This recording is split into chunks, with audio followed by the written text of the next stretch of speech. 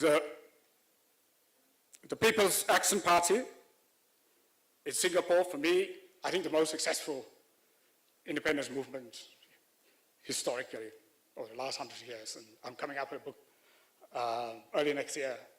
I'm looking at what they've done. They decided, in order to innovate, that the liberation or the independence leaders were very good as struggle veterans. They were good in the struggle, anti-colonial struggle, but they were clearly not the kind of people that's going to turn around the state. I mean,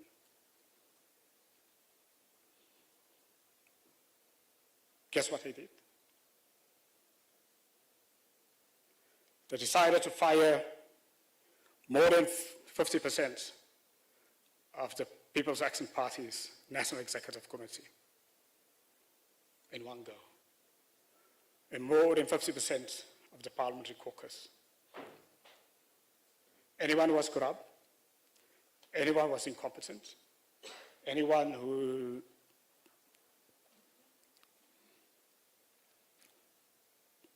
was ideological rigid. Then they did something so dramatic. They hired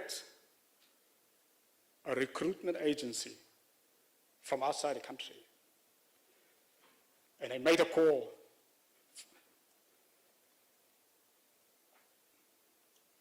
for anyone to apply to become a National Executive Committee member of the People Action Party, who's never been a member of the party ever before. That's what he did. So they got an external recruitment agency to do that.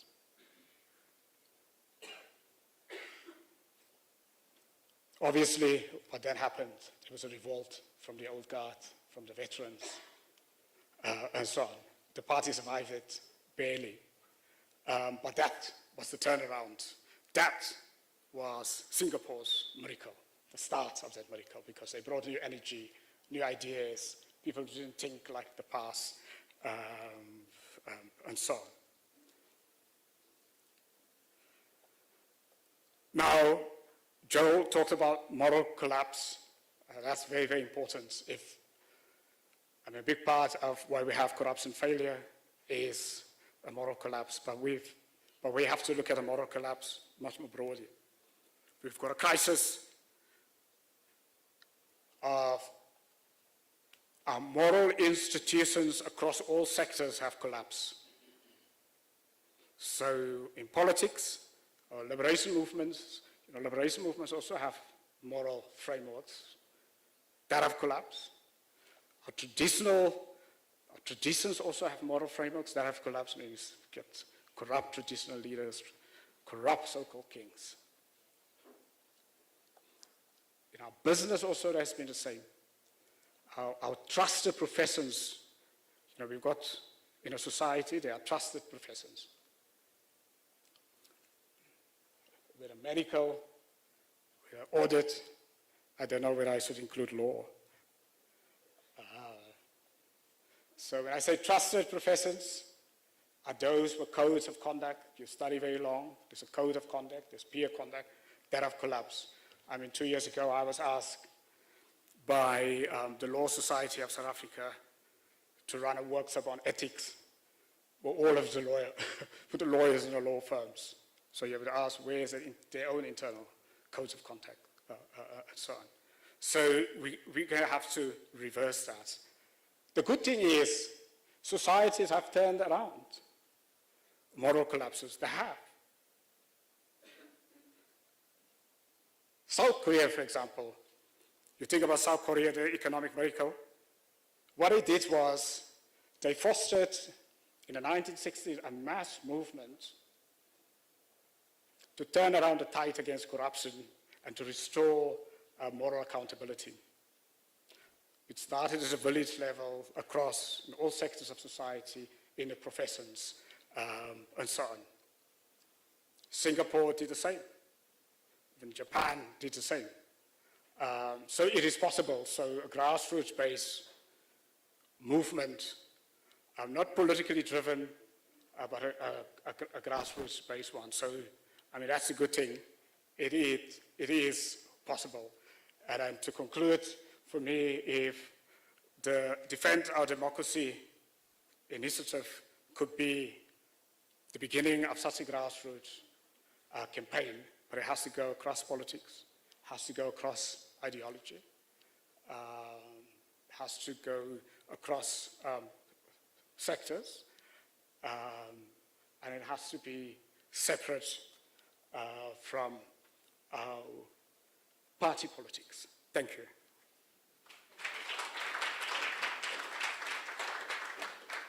Thank you very much, Joel and William, for two very rich, thought-provoking, deep presentations. And I'm sorry to have to have hurried you along a little bit. It's just that we are behind time.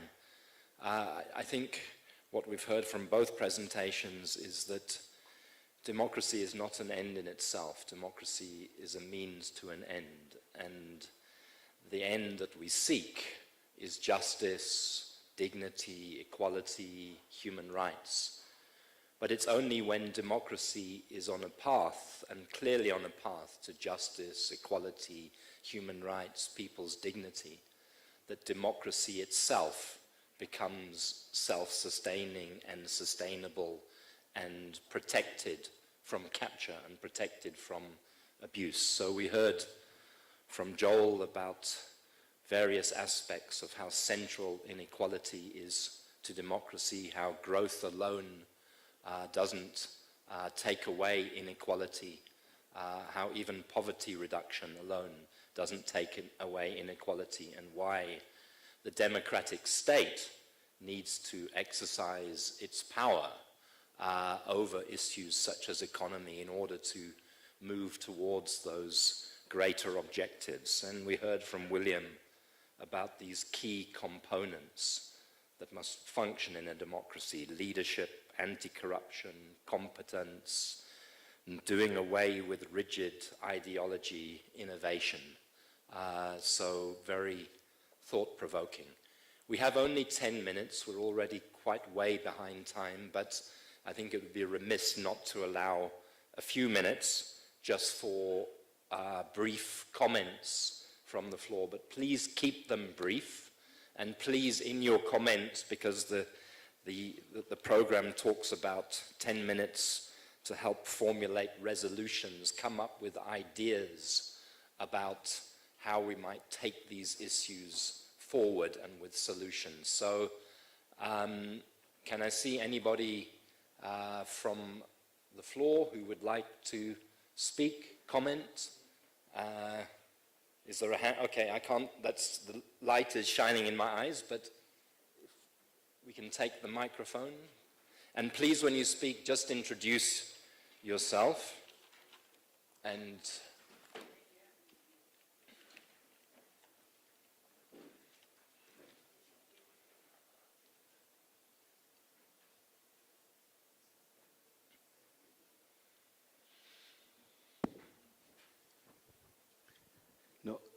greeting.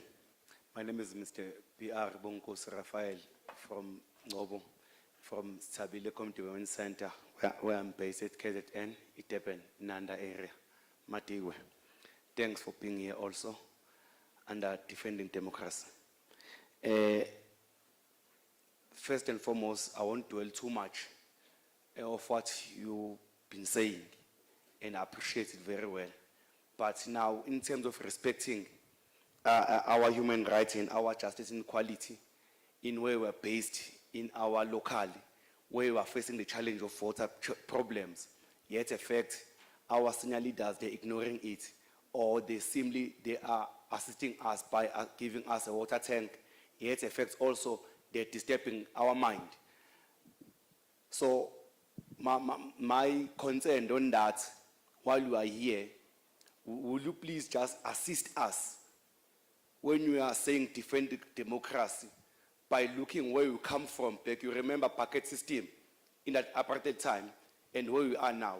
And we find that even these township by laws are not same like other township, but we've been served by one municipality.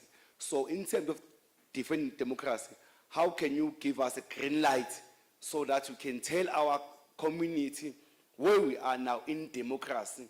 And then if we are approaching this thing of election, that I like what my chair was saying there, that our service must not be determined by elections, but must be determined by the community that we are basing in. So that is what is my request and my comment. Thank you. Thank you very much. Thank you. Yeah. Good morning, everyone. My name is Malatelo Racheku, and I'm from Stand Up SA. Prof. Kumede, thank you so much, and Mr. Joel. My questions are to both of you. Knowing that liberation politics were anchored in moral vision and collective service and sacrifice and integrity, but we've seen over time that the moral clarity seems to have been replaced by nostalgia, right? How can we recover the moral discipline of liberation without being trapped by its political orthodoxy, number one? And how do we believe South Africa has the leadership capacity, or do you believe that South Africa has the leadership capacity to lead the kind of moral renewal today?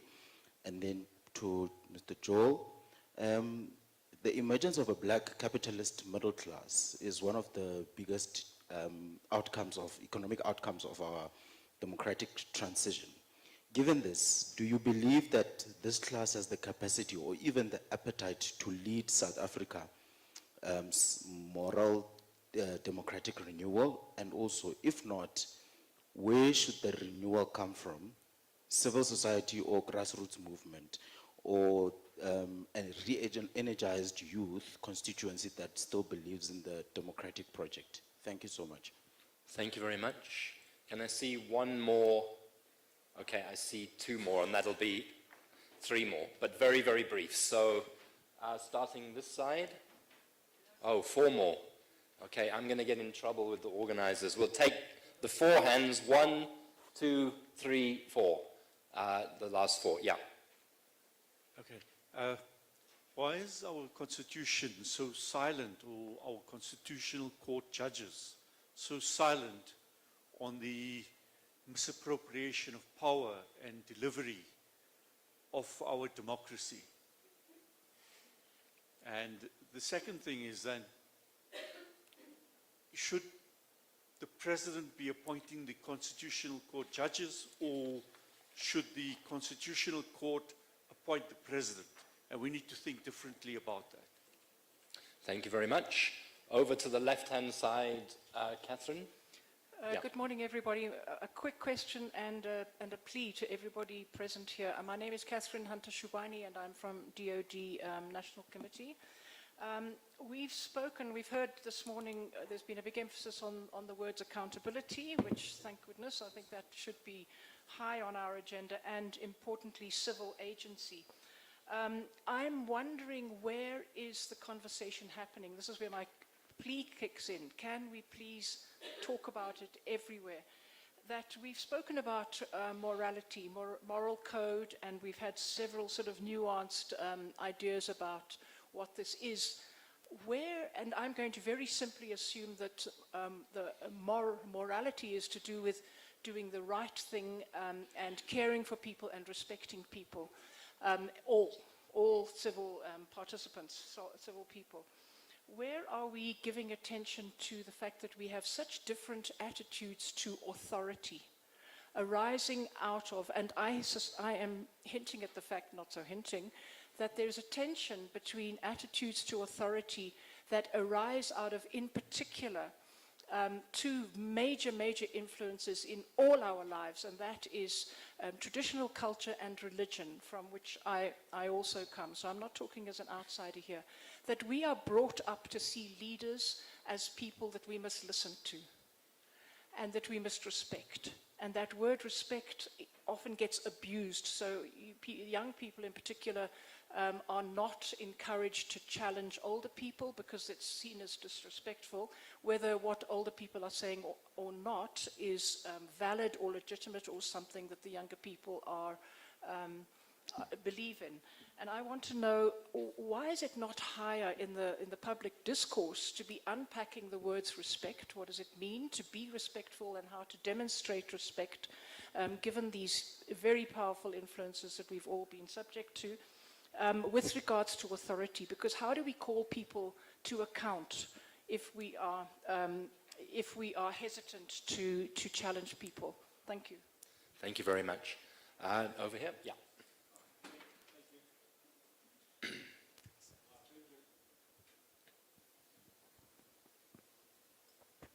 It's on. Thank you, sir.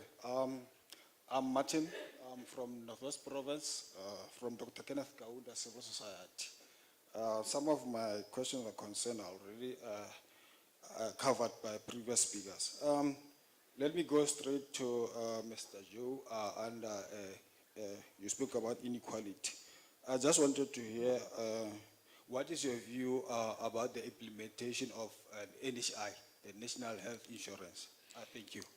Thank you very much. Murray. Murray Hawthorne, Legal Resources Centre.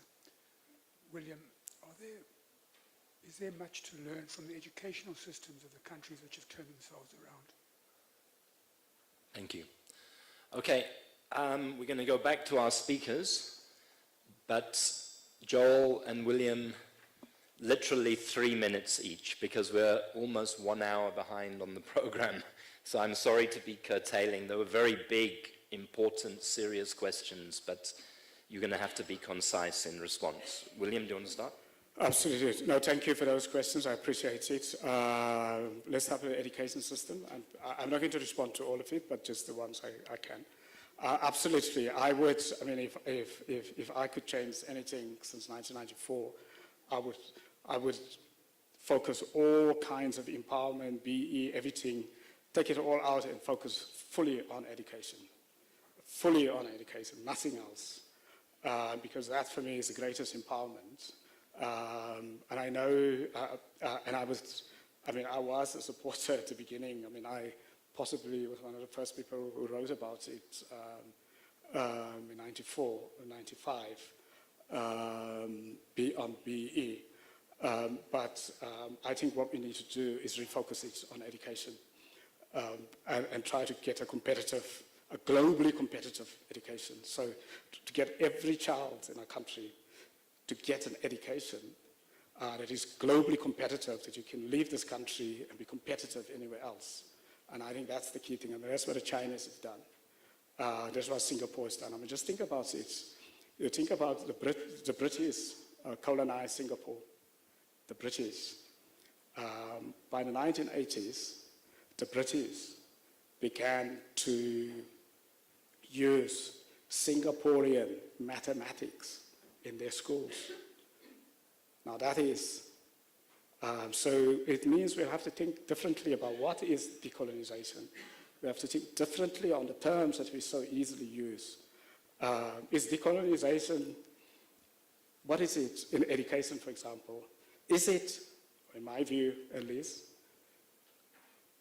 to develop every child in this country, to get a child world-class education, so that child can compete with anyone in the West or in China.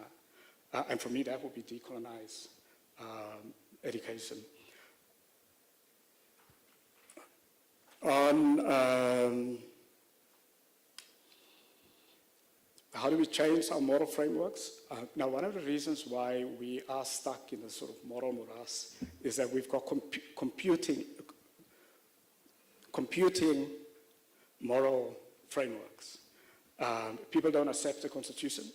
The Constitution is supposed to be our ultimate moral framework. But we have competing systems where it is traditional law, customary law, gang law. I mean, if you're in a Cape Flats, imagine to go speak to someone about a constitution. I mean, the gangs, their constitution, their government system is the system, right? You go fight with your taxi mafia bosses. I mean, there's no constitution to them. So we're not enforcing the Constitution as the ultimate moral and law framework. Now, there's something else I didn't say in my talk. So one could have all of the good policies, but something about all of those societies that I mentioned is the societies also brought about a kind of a rules base, a discipline in those societies. when I say discipline, not in a conservative way, but you do things when no one is looking, you do the right things when no one is looking, and so on. And that was very, very important. So, and I think what maybe us as South Africans, we don't fully perhaps understand that we'll never get economic growth and jobs and deal with poverty unless we also have societal discipline. So even if you have all of the best policies, potentially even good leaders, but that's the other missing trick, because, you know, development is a balance of a couple of things that one has to do together.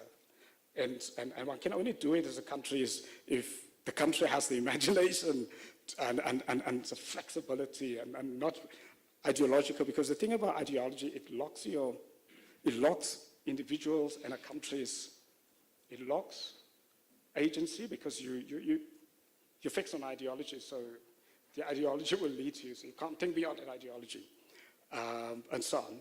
And you can't innovate, but to grow, you have to innovate. So we really have to defend our democracy, have to focus on making the Constitution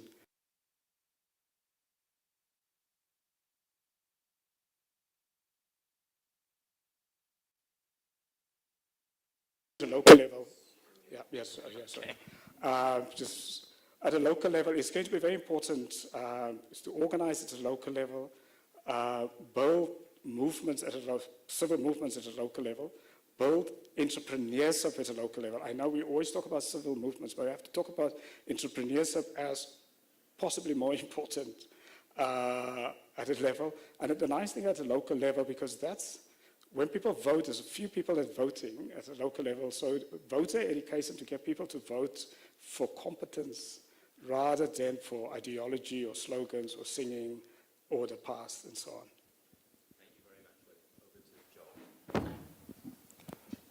Thank you. I'll try to be brief and maybe just start off by posing a question to William, to which he cannot respond, fortunately. And this is to ask whether we should be condemnatory of ideology per se, or pose the question what that ideology serves. My own reading of what has happened in China is that they've not abandoned their ideology, but seek to use the technical and other experiences from across the world in order to advance their society. There was the question about whether the middle strata can play a leadership role in society. I would argue that every stratum approaches its participation from the point of view of its material self-interest. That is why the working class plays quite an active role. But in all history, where you have had major changes, the middle strata, intellectuals and others, played a fundamental role as think leaders and organizers. So the middle strata has got a fundamental role to play because it also influences the culture and the mores within society. In fact, I suppose from your earlier days, you would agree that both Marx and Engels were from the middle strata. Then there was the issue of being too reverent towards leaders and the elderly. I'm one of those people who celebrate the activism amongst young people. And in any case, in our history, you can look at the 1940s and the Mandelas, you can look at 1976, you can look at Fees Must Fall and so on. Without the activism of young leaders and perhaps, or young activists, and perhaps their irreverence wouldn't have moved qualitatively from one level to another. In my interaction with especially members of the Youth League from the organization from which I come, I make the point the ANC is in such a quagmire today that if you do not have the kind of leadership, strategic acumen, activism, and ethical standing amongst the young people in the ANC today, as you had with the Mandelas and Tambos in the 1940s, it will be difficult for the ANC to survive and thrive. Approach to NHI, the idea is a great one. It's to create, in part, some of the conditions that one was referring to in relation to social equality. How it is done and the various elements of the proposal, including the central fund and how it will be managed, is a matter for discussion in my view. The principle itself is a noble one. Developmental states on educational system, just to make the point that you cannot have development and the kind of technological progress that you had in Southeast Asia without emphasis on skills development. And one observation made some time ago by Professor Chilidzi Marwana from UJ was that at a certain stage, if you checked the Politburo and the Central Committee of the Chinese Communist Party as they were growing at 8-10%, a very large proportion of their leadership was made up of engineers. Today, South Africa is a bit fortunate. I think we have one engineer in cabinet, the Minister of Electricity. One doesn't want to be too mechanical in approaching this, but his performance, I think, perhaps confirms that observation. Thanks. Thank you very much. That's the end of that panel. Thank you, Joel. Thank you, William. Handing over and moving on. Thank you.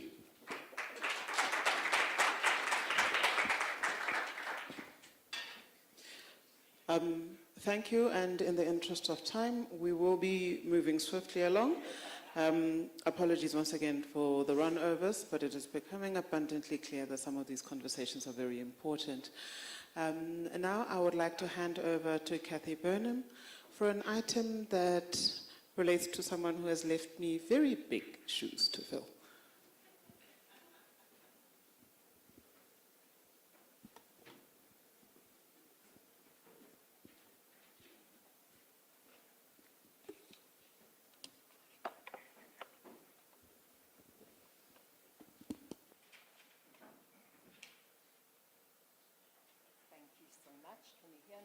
No.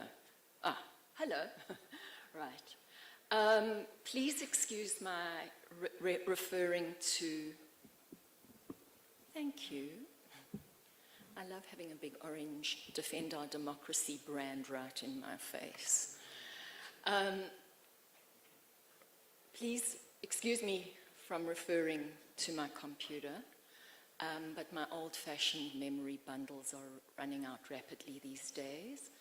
And I assure you I'm only relying on Tim Cook and Bill Gates and not Sam Altman at this moment because I can't summon up ChatGPT. I'm here to commemorate the extraordinary commitment that Zakira Vardy has shown to defend our democracy. And so I'm going to give you a bit of background to this awesome woman, because for those of you who've known her over the years, I bet you don't know too much about her, because that's Zakira. And for those of you who are new to this, you need to know about Zakira. Oops, there we go. With her lifelong commitment to democracy, with her quiet determination and her enduring work ethic, her resignation in March this year as Executive Director from Defend Our Democracy came as a shock to all of us.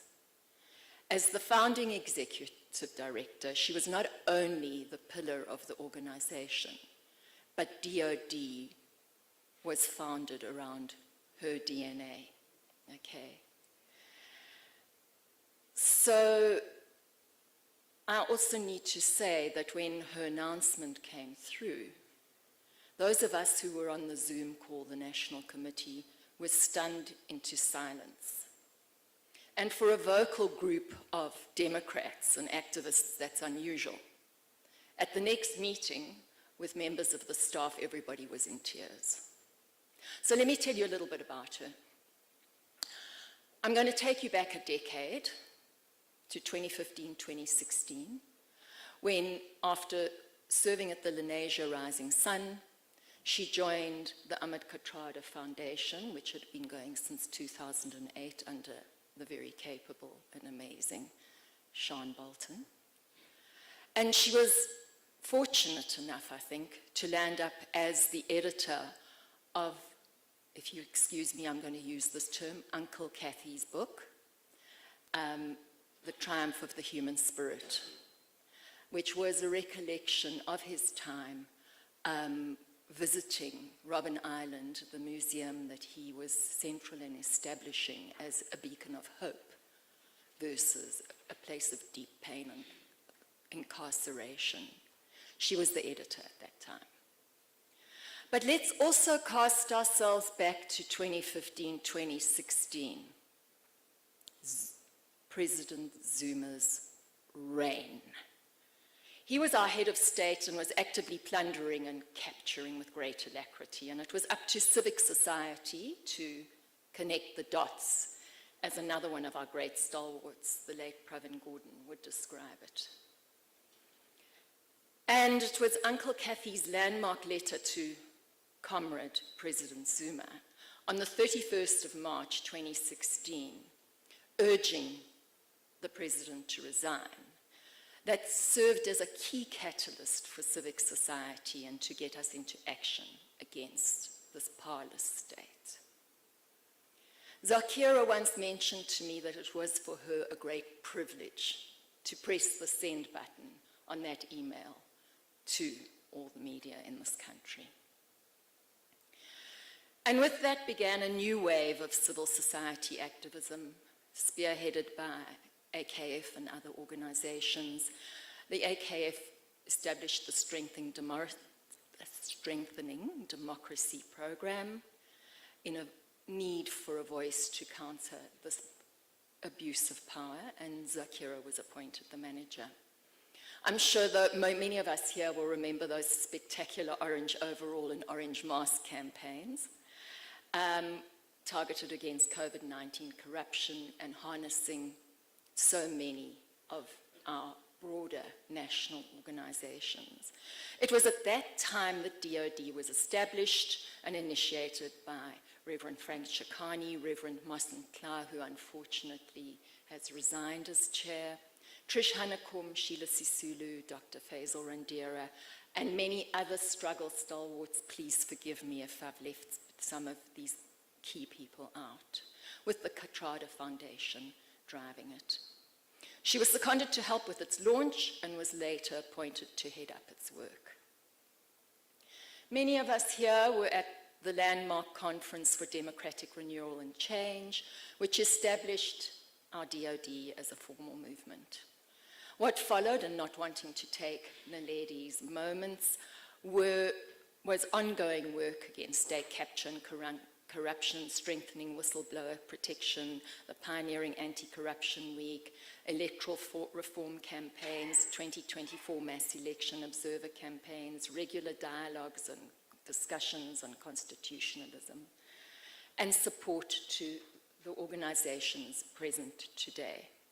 And somehow Zakira and her teeny team just tackled these projects one after another and kept DOD at the forefront of public debate. Now you can understand why, and I don't understand why Zakira chooses March as significant dates in her life, but now you can understand why, when she announced she'd be leaving, we were all shocked. Fortunately, she'd forged a very strong path and left a great institutional legacy in the capable hands of a small but impactful team of Zenzile Mavuzo, Kabela Kemp, Andries Sipagnoni, and Jane Lamini. A real tribute to her quiet leadership. And we've been fortunate now that we were able to find Naledi Khwadi as our new Force for Democracy and Executive Director. But in the role of a true Democrat and activist, Zakira promised us she was taking a break, but immediately assumed a new role as a media consultant, focusing on democracy here and abroad, political prisoners, and Palestine. While we miss you, we know that this was the right personal and societal decision. That said, I know, Zakira, that personal for you, from your very first steps, as you'd once shared with me, as a young activist handing out pamphlets in your neighborhood, that personal is undivided from societal, community, and religious institutions. In fact, I don't know if personal ever fits into your own lexicon. So with that, I just want to call on the full team present to join me up here, and you, Zakira, so that we can present you with 2 tokens of our appreciation. So if the committee could come up. And while you are coming up, I just want to thank you all personally for all your extraordinary commitment and collegiality.